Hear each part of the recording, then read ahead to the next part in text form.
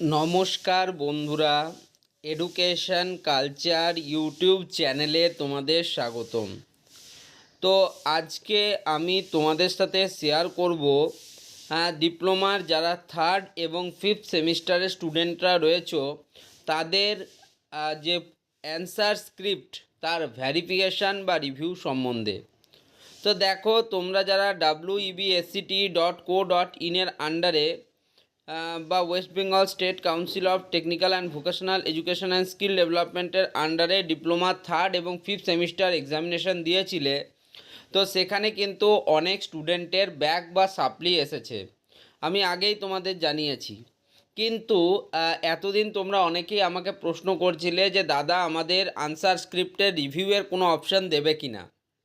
দেখো, আমি তোমাদের বলে দিলাম দেবে, তারপর স্টেট কাউন্সিল থেকে দিল না, সেটা কিন্তু একটা খারাপ ইঙ্গিত দেবে তোমাদের যে আমি ভুল তথ্য পরিবেশন করছি। যতক্ষণ না ওয়েবসাইটে অফিসিয়ালভাবে কোনো কিছু আসছে তার আগে কিন্তু আমার পক্ষে বলা সম্ভব ছিল না যে তোমাদের রিভিউ বা ভেরিফিকেশান হবে কি না এই সেমিস্টারের জন্য।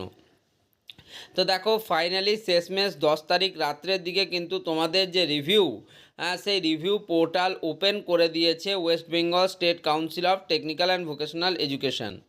তো দেখো, এই যে তোমাদের অ্যান্সার স্ক্রিপ্ট ভেরিফিকেশান বা রিভিউয়ের জন্য তোমাদেরকে কি করতে হবে, সবার প্রথমে তোমাদের আসতে হবে websct.co.in এ।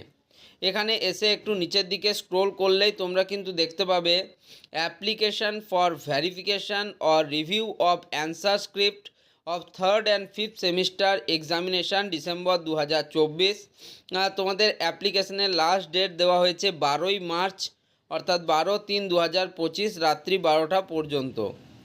তো এখানে দেখো ক্লিক টু অ্যাপ্লাই বলে একটা অপশান রয়েছে। এবার এই ক্লিক টু অ্যাপ্লাই অপশানে ক্লিক করলে তোমরা দেখতে পাবে application for verification or review of results of third and fifth semester examinations December 2024।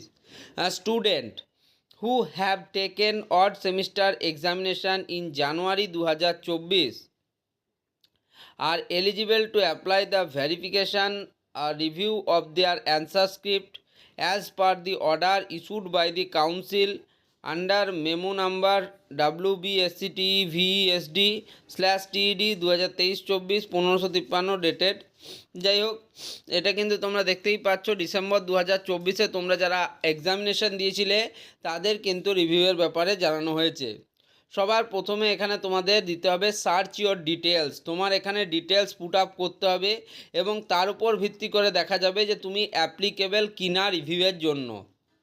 তো এখানে দেখো কি লেখা আছে, enter your registration number issued by the council, enter your roll as per your admit card এবং enter your number as per admit card. তোমাদের জানো, তোমরা এক্সামিনেশনের সময় তোমাদের যে অ্যাডমিট কার্ড দেওয়া হয়েছিল সেখানে তোমাদের রোল এবং নাম্বার কিন্তু দেওয়া ছিল এবং একই সাথে তোমাদের যে রেজিস্ট্রেশন সার্টিফিকেট সেখানে রেজিস্ট্রেশন নাম্বার দেওয়া আছে।